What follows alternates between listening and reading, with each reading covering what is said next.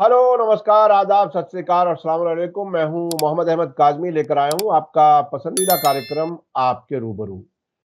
वक्त के साथ साथ क्या कुछ बदल जाता है, ये बहुत ही दिलचस्प है। हमारे प्रधानमंत्री नरेंद्र मोदी जी ने अब ये कहा है कि अगर हिंदू मुस्लिम मैं करूं तो मेरा सियासी कैरियर खत्म हो जाएगा, मेरी पब्लिक लाइफ खत्म हो जाएगी, ये मैं अब नहीं करूंगा। क्या कुछ है, कहां से सबक ले रहे हैं मोदी जी कि अब वो ये बात कह रहे हैं फिर कि मैं हिंदू मुस्लिम की नफरत की बात नहीं करूंगा, लेकिन सेम डे फिर से वही बातें दूसरी किसी जगह जाते हैं पब्लिक मीटिंग में, तो वहां फिर वही बातें दोहराते हैं। तो आखिर मोदी जी अब किस स्टेट ऑफ माइंड में है, किन तजर्बात से वो गुजर रहे हैं? 4 मतदान के जो मरहले वो पूरे हो चुके हैं, 3 अभी बाकी हैं। कुछ लोगों का कहना है कि अब तक भी यानी बीजेपी एक तरह से हार चुकी है, लेकिन जाहिर है अभी काउंटिंग बाकी है। काउंटिंग से पहले ईवीएम पर जो शक पूरे देश को है, वो वाला बड़ा मरहला बाकी है। क्या कुछ होगा, नतीजे तो आने वाले वक्त में बताएंगे, लेकिन मोदी जी की बदलती भाषा के क्या मानी है, इस पर बात करने के लिए मेरे साथ हैं शब्बीर अहमद विद्रोही साहब, जो शरद पवार गुट जो एनसीपी है उसमें उससे जुड़े रहे हैं और उसमें वो अल्पसंख्यक विभाग के अध्यक्ष भी रह चुके हैं। बहुत ही बेबाक अंदाज में बात करते हैं, नागपुर में रहते हैं। शब्बीर अहमद विद्रोही साहब, वेलकम है आपका मीडिया स्टार वर्ल्ड को, आपने वक्त दिया, बहुत बहुत शुक्रिया। आप ये बताइए कि आखिर क्या हुआ, मोदी जी की भाषा क्यों बदल रही है, क्या कुछ, कैसे देख रहे हैं आप इसको? सबसे पहले मैं आपके दर्शकों का अभिवादन करूं और उसके बाद आपके सवाल पर आता हूं। सबसे बड़ी बात यह है काजमी साहब कि जब आशा निराशा में बदलती है तो भाषा अपने आप बदल जाती है। अभी आपने अपने सवाल में कहा कि हिंदू मुस्लिम करूंगा तो राजनीतिक कैरियर खत्म हो जाएगी। मुस्लिम के विरोध करने से जिसने अपने कैरियर को उठाया है और उसी का कहना है कि अगर अब ये करेंगे तो कैरियर खत्म हो जाएगी। मैं आपसे एक बात बड़ा साफ लफ्जों में बता देना चाहता हूं। मैंने बहुत पहले भी कहा था कि ये जीना आपको ऊपरी मंजिल ले जाती है, जरा सा रुख बदलिए फिर यही नीचे ले आती है। तो किसी भी चीज के जाने के लिए जिस सीढ़ी से हम ऊपर जाते हैं वही सीढ़ी नीचे लेकर आती है। लेकिन ये जुमला जो है, देखिए एक बात आपको बता दूं कि देश का प्रधानमंत्री बोल रहा है तो संवैधानिक बात होनी चाहिए, लेकिन देश का महान झूठा बोल रहा है तो फिर भरोसा क्या किया जाए? क्योंकि इस आदमी की छवि जो है महानतम झूठे का बन चुका है। महान नहीं, महानतम। अब इससे बड़ा झूठा शायद विश्व में भी कोई नेता होगा कि नहीं होगा, इसके बारे में आप मीडिया वाले हैं, आपको जानकारी होगी, हमें जानकारी नहीं है। और सबसे बड़ी बात यह है कि ये जो कह रहा है कि मेरी कैरियर खत्म, देखिए मरते वक्त चोर भी अपने बेटे को समझा कर जाता है कि बेटा चोरी मत करना, इसके अंजाम बुरे होते हैं। तो मुझे लगता है कि 4 चरण के चुनाव के बाद से हताशा इनके अंदर आई, निराशा इनके अंदर आई, तो इनकी भाषा जो बदलने लगी, तो उससे ये अब ये कह रहे हैं कि मुसलमानों को धोखा देने के लिए। आप जानते हैं कि मुसलमान बड़े सीधे साधे कौम है और भारत के अंदर के मुसलमान, मैं आपको बता दूं अपनी जिंदगी में, वो सत्ता से डर रहे हैं, सच्चाई पर चल जरूर रहे हैं मगर कहने में भी डर रहे हैं। वो अब ये मानकर चल रहे हैं कि इस मुल्क की फिजा और इस मुल्क का जो माहौल है वो हमें अब परेशानियों से गुजार रहा है और हमें बड़ा सतर्क रहकर चलने की बात आई है।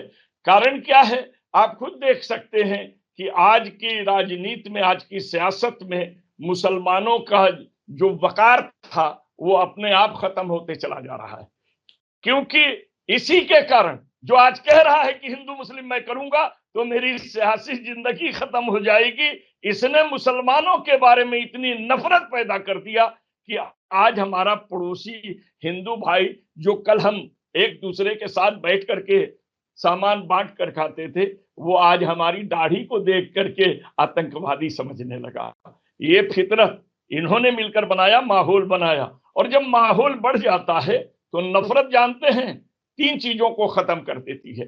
पहले तो एक तो मोहब्बत को खत्म कर देती है, समझ लीजिएगा। दूसरे मरौवत को खत्म कर देती है, और तीसरे आप जानते हैं हकीकत को भी खत्म कर देती है। नफरत इतनी बुरी चीज है जो मरौवत को, हकीकत को और मोहब्बत को, तीनों को खत्म करती है। तब तो आदमी के अंदर घृणा पैदा होता है। तो इस सवाल को जब देख लेते हैं तो हमारे जहन में यही बात आती है कि जिस तरीके से कहानियां सुनी जाती है कि मुर्गा जो है, मुर्गे को शेर बुला रहा था, तो वो मैं ये लोमड़ी बुला रही थी कि आओ नीचे नमाज पढ़ लिया जाए। तो मुर्गा कहता है इमाम साहब को आने दो। शेर के आते लोमड़ी भी भागने लगे। तो मुर्गा कहने लगा रुको रुको, इमाम साहब आ रहे हैं, नमाज तो पढ़ के जाओ। ठीक वही है, ये धोखा देने की नीयत से। जिस तरह पाकिटमार भी भीड़ में अपने आप चिल्लाता है, अरे अपने अपने पॉकेट से होशियार, तो रकम रखने वाले अपने पॉकेट को तोड़ते हैं। तो उसे अंदाजा लग जाता है कि किसके पास पैसा है और कहां पर है। ये उसी तरीके की भाषा बोल करके यह देखना चाहता है कि यह बात बोलने में हिंदू प्रतिक्रिया क्या है और मुसलमानों के अंदर की प्रतिक्रिया क्या है। ये भांप रहा है। ये आप समझ लीजिए कि ये बड़ा चतुराई से इन शब्दों का प्रयोग कर रहा है। देखिए हमारे तुलसीदास ने भी, रहीम ने भी इस पे दोहे लिखे हैं साहब, कि तुलसी ने कहा कि हृदय खोल कर जो मिले तासे मिलिए धाय, अंतर राखे जो मिले तासे मिले भलाए। तो ये तो अंतर राख करके दिल में कुछ और कीना रख करके ये बात करता है, इससे तो भलाओं को भी नहीं मिलना चाहिए, और जो दिल खोल कर मिले उसे दौड़ कर मिलना चाहिए। ये बात तो गोस्वामी तुलसीदास ने भी लिखा है। ये अंतर राखे बात कर रहा है, दिल में कुछ और है। जिस पर एक उर्दू का शेर है कि दिल में है कुफ्र भरा, लब पे है अल्लाह अल्लाह, जा बजा साहबे ईमान नजर आते हैं। तो ये इस तरह का इनकी हालात है, और ये इसीलिए भाषा बदलती है। अच्छा अच्छा, एक बात बताइए शब्बीर अहमद विद्रोही साहब, अभी इलेक्शन का अब तक का जो रुख सामने आया है, कुछ लोगों का कहना है कि ये 7 मरहलों में वोटिंग कराने का बीजेपी का और इलेक्शन कमीशन का अपना प्लान था, बीजेपी को फायदा उठाने के लिए। लेकिन अब कुछ लोगों का कहना है कि ये 7 मरहलों में वोटिंग खुद अब बीजेपी के लिए नुकसानदेह साबित हो रही है, क्योंकि लोगों का मूड जैसे जैसे आगे बढ़ रहा है उसका पिछला मरहले का असर अगले मरहले पर भी हो रहा है। आपको अब क्या लगता है कि इलेक्शन के नतीजे क्या कुछ हो सकते हैं? क्या अभी कोई पोजीशन कुछ क्लियर होती नजर आ रही है? आप अब किस नतीजे पर हैं इलेक्शन नतीजों के बारे में? देखिए काजमी साहब, एक बात आपको बड़ा साफ बता दें कि जो चीज में जितना विलंब होता है, चाहे वो शादी हो, इलेक्शन हो, जो भी चीजें हों, उसमें उतने रोड़े पैदा होते हैं, नई नई गुफाएं पैदा होती है। विश्वास और अविश्वास के बीच में डिस्कशन से भी, विलंब से भी ये बात होती है। हम इन चीजों की तरफ नहीं जाते हैं क्योंकि कम समय में ज्यादा बातें करनी पड़ती है अपने दर्शकों के साथ। तो मैं इस बात पर आता हूं कि जब चुनाव का ऐलान हुआ तो लोगों को लगा कि ये चुनाव जो है, और इससे पहले लोग ये समझते थे कि मोदी का कोई विकल्प नहीं है, समझ लीजिएगा। लेकिन जैसे चुनाव की घोषणा हुई और उसके बाद माहौल हुआ, तो इन्होंने जो 400 पार का नारा लगाया, तो ये पहले ही इस बात की तरफ इशारा कर दिया कि ये सरकार का नारा नहीं लगा रहे हैं, 400 पार का नारा लगा रहे हैं। यानी 2/3 बहुमत चाह रहे हैं, और 2/3 बहुमत इसलिए चाह रहे हैं कि इन्हें संविधान बदलना है, आरक्षण को खत्म करना है, समझ लीजिएगा। तो सवाल यह आ गया कि चुनाव को जनता ने ले लिया। यहां पार्टियों का चुनाव नहीं है, सरकार के विरुद्ध में जनता खड़ी हो गई, जिसकी उम्मीद इनको नहीं थी। ये सोच रहे थे कि हम झूठी झूठी कहानियों में इनको बहका ले जाएंगे, लेकिन बालिग लड़का भी अंगूठा चाट करके जीना पसंद नहीं करता है। छोटा बच्चा मुंह में अंगूठा लेकर चुप हो जाता है, नौजवान अंगूठा लेकर थोड़े चुप होगा। आश्वासन 10 साल आप शासन में रहे, अपना सत्ता में क्या क्या आपने किया ये काम सामने रखिए। ये काम रखने का ही नहीं है विरोधियों पर उंगली उठाने के लिए। अरे विरोधी सरकार पर उंगली उठाते हैं, सरकार को तो अपने काम गिना करके विरोधियों का मुंह बंद करना चाहिए, लेकिन ये नहीं हुआ। अब इसमें एक बात आने लगे, ये खुद इनके एमपी बोलने लगे, बाकी बोलने लगे कि 400 पार चाहिए, हमको संविधान बदलना है। इन्होंने किसी एमपी पे एक्शन लिया क्या? नहीं लिया। इन्होंने अपने घोषणा पत्र में डाला क्या कि मुझे संविधान नहीं बदलना है? नहीं डाला। अब आप ये बताइए, ये एक तरफ कहते हैं कॉमन सिविल कोड हम लागू करेंगे, कहते हैं। अब आप ये बताइए कि आपके पास एक लोटा है, एक लोटा समझ रहे हैं ना, यानी एक ही गिलास है, मान के चलिए, और उसमें पानी लबालब भरा हुआ है, और आपको दूध लेना है, तो आप क्या करेंगे? उसका पानी फेंकने के बाद ही दूध लेंगे ना। असमानता के आधार पर, असमान जातियों के आधार पर आरक्षण आपने दिया है। जब कॉमन सिविल कोड, समान नागरिक संहिता लाएंगे, सबको समानता में लाएंगे, तो आरक्षण रखेंगे कैसे? आरक्षण को समाप्त ही करना पड़ेगा। जब तक आप लोटे का पानी फेंकेंगे नहीं, उसमें दूध लेंगे कैसे? तो ये दुनिया को बेवकूफ बनाने चले, लोग समझ लिए। और ये समझने के बाद आम्बेडकरवादी जितनी भी लोग हैं, उन्होंने ये बात को देख लिया। जिनको संविधान से प्यार है, उन्होंने इस बात को समझ लिया, और आज यही स्थिति इनको डमाडोल कर रही है। और ये चुनाव सरकार विरोधी बनाम सरकार नहीं है, जनता बनाम सत्ता है, और बदल गया है। ये जनता बनाम सत्ता बदल गई है। ये बात बहुत ही अहम है कि जनता खुद सरकार के खिलाफ खड़ी है, क्योंकि हमने किसानों का वो देखा है। नहीं काजमी साहब, सबसे बड़ी बात देखिए, जनता के 5 प्रश्न हैं, 5 प्रश्न। पहला प्रश्न महंगाई है, सभी राशन खरीद के खा रहे हैं। ये राशन फ्री में दे रहे हैं, जनता समझ गई है कि 200 रुपये का राशन दे रहे हैं, एक सिलेंडर पर 400 रुपया महीना का हमसे खुद खींच ले रहे हैं। समझ लीजिएगा कि 200 देकर 400 निकाल ले रहे हैं। और ये तो पहले कांग्रेस के भी शासन में 2 रुपया किलो मिलता था, तो उस हिसाब से 50 रुपये में 5 किलो राशन घर में आ जाते थे, तेल और शक्कर भी आ जाता था, अब आता नहीं है। तो जनता ये मान लिए कि ये मुझे भिखारी के लाइन में खड़ा कर दिया है। तो एक तो आपका आ गया महंगाई, दूसरा आपका बेरोजगारी है, ये सबसे ज्वलंत प्रश्न है, बेरोजगारी। तीसरा प्रश्न आप जानते हैं, बेभिचारी, महिलाएं सुरक्षित नहीं है, कानून व्यवस्था एक तरफा भाग रहा है। छोटी जातियों के, बड़ों के लिए यारों, नोट वालों के लिए कानून नर्म है, कैद में भी रह करके आजाद रहे हैं। शाही के ये मेहमान हैं जी, चंद रोज के, जैसे कि ससुराल में दामाद रहे हैं। ये तो पैसे वालों के लिए कानून का क्या है? कानून तो उनके घर की रखैद है, वो गरीबों के लिए है। तो कानून व्यवस्था बिगड़ा हुआ है। चौथा चीज आप ये जान जाइए कि इन्होंने जो जो आश्वासन दिए वो उसको पूरा नहीं किए, तो लोगों ने मान लिया कि ये झूठा है, मक्कार है, सारी चीजें हैं। अब आप देखिए, इसने नया खेल खेलना चाहा बदलने के लिए। आप ये बताइए, सारे चारों शंकराचार्यों ने विरोध किया, राम मंदिर के उद्घाटन का विरोध किया, चारों शंकराचार्यों ने, एक दो नहीं, चारों ने। लेकिन इनको जल्दी क्यों थी? क्योंकि रामनवमी जो है अप्रैल में था और चुनाव होना था। अगर हम चुनाव को में फायदा लेना है तो रामनवमी से पहले इन्होंने करा दिया। लेकिन उसका असर क्या आया? कहां गए? क्योंकि लोग जानते हैं, खुद तुलसीदास ने लिखा कि भूखे भजन न होए गोपाला ले लो अपनी कंठी वाला। तुलसीदास ने तो कहा कि भूखे रह करके हम तुम्हारी भजन को नहीं कर सकते हैं। जनता भी देख ली, महंगाई, उत्पीड़न, अराजकता, बेरोजगारी, बेकारी, भुखमरी से हम तुम्हारे साथ कैसे रह सकते हैं। ये सारी चीजें जो है, ये इनके पासे जो ये फेंकते जा रहे हैं, ये सारे पासे उल्टे पड़ते जा रहे हैं। इसलिए ये बौखला गए हैं, और बौखला के गए हैं, ये अनाप शनाप बक रहे हैं। आप कहना चाहें ना कहना चाहें, आप बता दीजिए, मंगलसूत्र मुसलमान छीन लेंगे। सारा, एक भैंस है, 2 भैंस है, तो एक भैंस ले जाके मुसलमान को दे देंगे। सारे तुम्हारी दौलत छीन लेंगे। और मुसलमानों में, मुसलमान शब्द भी बोला, और क्या बोला? घुसपैठिया है, ज्यादा बच्चा पैदा करने वाले,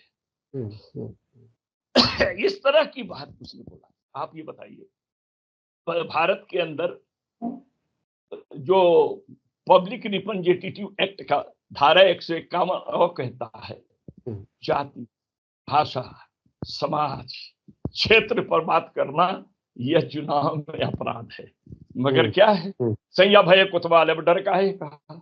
जब हमारा चमचा ही चुनाव आयुक्त होगा तो हमें डर क्या है? हम कुछ भी बोल के निकल जाएंगे, नोटिस देगा भी नहीं, न हमको जाना है। जिस तरह से ये धज्जियां उड़ा रहे, लेकिन जानते हैं, अपने यहां भी कहा गया है, और संस्कृत में भी कहा गया है, अपने यहाँ कहा गया है कि खुदा जब दीन लेता है तो अक्ल छीन देता है। तो उसी तरह से संस्कृत में भी कहा है विनाश काले विपरीत बुद्धि, अगर विनाश होने का होता है तो बुद्धि विपरीत हो जाती है, और वो चीज आज दिखाई दे रही है। इसने मंगलसूत्र की बात क्यों कहा? इसलिए कहा कि इसने अपने बीवी के मंगलसूत्र की रक्षा नहीं कर सका, उसकी मंगलसूत्र पहना करके भी उसकी हिफाजत नहीं कहा। भैंस क्यों कहा? इसलिए कि इसकी भैंस तो पानी में जा रही है, क्योंकि उदाहरण दिया जाता है गई भैंस पानी में, तो पानी में जाने लगा।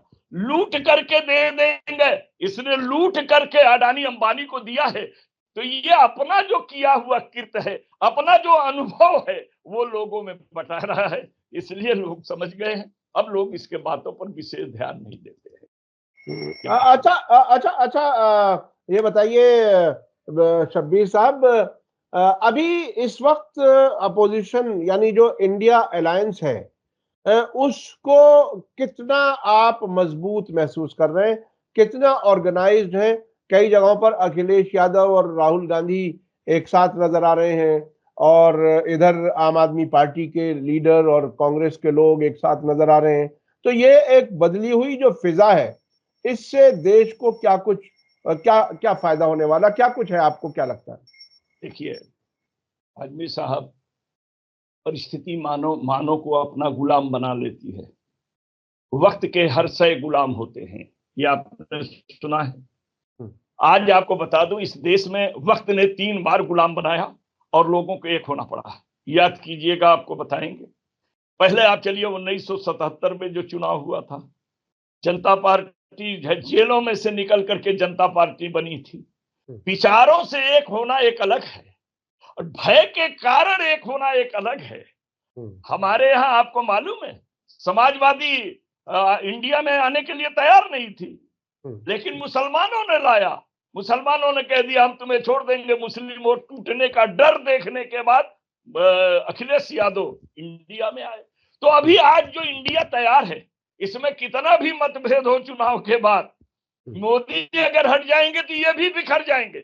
मोदी के डर से एक हुए हैं, ये आप समझ लीजिएगा। मोदी के डर से, ईडी के डर से, सीआईडी के डर से, अत्याचार के डर से, दुराचार के डर से, दुर्व्यवहार के डर से, जेल जाने के डर से सब एकजुट हुए हैं। सबकी नब्जें जो है कहीं ना कहीं फंसी पड़ी है, और ये एकजुट हुए हैं उस तानाशाह को हटाने के लिए जो मशीनरी का गलत दुरुपयोग कर रहा है। तो ये तो रहेंगे। आप पूछ रहे हैं कब तक मजबूत रहेंगे? ये मजबूत रहे या न रहे, मोदी के हटने के बाद ये बिखर भी जाएंगे तो हमारे देश का कल्याण होगा। कारण ये है कि मोदी इस देश को बेच रहा है, भारतीयता को खंडित कर रहा है, नैतिकता को खंडित कर रहा है, मानवता को खंडित कर रहा है। अगर देश बचाना है तो मोदी को हटाना है। मोदी के हटाने तक भी अगर ये एकजुट रह गए तो इस देश का कल्याण हो जाएगा। अच्छा अच्छा शब्बीर साहब, एक आपकी इस बात में एक चीज थोड़ी सी मुझे ऐसी लग रही है कि शरद पवार जी ने पिछले कुछ हफ्ते पहले ये बात कही कि जो इंडिया अलायंस के पार्टनर्स हैं, जो छोटी पार्टियां हैं, वो कांग्रेस ज्वाइन कर लेंगी या कांग्रेस ज्वाइन कर लेनी चाहिए। उसमें मोदी जी की तरफ से आया कि आप उधर क्यों जाते हो, हमारे साथ आ जाओ, सारे एक साथ हो जाएंगे। तो ये आपको क्या लगता है, ये जो इस वक्त लोग मिलकर के इलेक्शन लड़ रहे हैं, क्या उस तरह से रुख बन सकता है जैसे शरद पवार जी ने कहा? देखिए होता क्या है, आप ये बताइए, देश की जितनी राजनीतिक पार्टियां, छोटी छोटी क्षेत्रीय पार्टियां हैं, ये सब कांग्रेस से तो अलग होकर बनी हैं। चाहे राष्ट्रवादी कांग्रेस हो, तृणमूल कांग्रेस हो, जितनी भी पार्टियां हैं भारत के अंदर, सब कांग्रेस से अलग होकर के बनी हैं। तो उनके कहने का मतलब यह है कि हम अलायंस बना करके लड़ रहे हैं, तो हम क्यों ना एक छतरी के नीचे ही आ जाएं। अलग अलग छतरी से भी गैप रहता है, और उस गैप से पानी टपक जाता है, बारिश में हम गीले बच नहीं पाते हैं। अगर हम एक छतरी के नीचे आ जाएं तो कोई बुरी बात नहीं है। छोटे छोटे रह करके होता क्या है कि देखिए, अलायंस में और पार्टी में अंतर क्या है। अलायंस होने के बाद 100% वोट ट्रांसफर नहीं होते हैं, क्योंकि पार्टी में आने वाले कांग्रेस से नाराज होकर के आए हैं। उनको हम कांग्रेस में ले जाना चाहें बहुत जल्दी नहीं जाते हैं। तो तो उनका कहना यह है कि कभी भी कोई भी ज्वाइंट आप करने जाइए, राड को काट करके अगर जोड़ने जाइए, तो कहीं ना कहीं उसमें टेढ़ापन या कुछ रह जाता है। तो जब हमको भारत को विकसित करना है, तो छोटे मोटे भावनाओं को छोड़कर जिन विचारधाराओं को लेकर हम अलग हुए, अगर वो प्रश्न नहीं बचे हैं, तो हमें एक हो जाना चाहिए। और एक हो जाने का मतलब ये है, दो तरह से है। पार्टनरशिप जैसे भी एकता बना करके कंपनी चलती है, लेकिन उसमें भी चोरी चमारी का डर रहता है। एक ही हो जाएं, एक होकर चलें। इन्होंने ये बात कही, ये बात उन्होंने नहीं कहा, देश की जनता के रुझान को देखते हुए कहना पड़ा। देश की जनता अब चाहती है कि सांप्रदायिक शक्तियों के खिलाफ धर्मनिरपेक्ष शक्तियां एक हो जाएं। ये जनता चाहती है, समझ रहे नहीं? तो इस बात को उन्होंने बोला। अब वो भी बड़े राजनीतिज्ञ हैं, उन्होंने भी पत्थर फेंक के नब्ज टटोल लिया। आप पूछेंगे क्या नब्ज टटोला? नब्ज, अगर मोदी कुछ बोलता नहीं, ऑफर नहीं देता, तो ये हो जाता कि कुछ नहीं। ऑफर देने से पता है कि मोदी समझ गया कि मैं हार रहा हूं, इसलिए ऑफर दे रहा है कि जो 4-10 सीटें जो है ये हमारे साथ जुड़ेंगी तो फिर हमारी सरकार बन जाएगी। तो ये नब्ज टटोलना भी हो गया। जैसे तालाब में पत्थर फेंक करके मछलियों को कुदा कर देखा जाता है कि कितनी कितनी मछलियां हैं, कैसी हैं। तो ये इसमें राजनीतिक एक सवाल से 3 शिकार हो गए। पहला शिकार ये हो गया कि मोदी ने खुद स्वीकार कर लिया कि हम हार के तरफ हैं, आपकी जरूरत पड़ेगी, समझ रहे कि नहीं। और दूसरा, एकता की भावना की बात हो गई, तो इस तरह से हो गया। तो ये बहरहाल देश जो है वो एक बड़े मोड़ पर खड़ा है, और मोदी जी की जो सरकार चलाने के जो तरीके हैं, जिसमें नफरत सबसे बड़ा पहलू रहा, नफरत बढ़ाने का और पूंजीपतियों को बड़ा करने का और गरीब को और गरीब बनाने का, बल्कि ठीक ठाक अच्छे खासे लोगों तक को भी 5 किलो अनाज के लालच में डाल देने का जो काम मोदी जी ने किया है, इसके बाद बहरहाल देश को एक बड़ी तब्दीली की और सुधार की जरूरत है। अगर वो अपोजिशन पार्टियां दे पाए सरकार बदलने की हालत में, तो ये एक बड़ा काम होगा।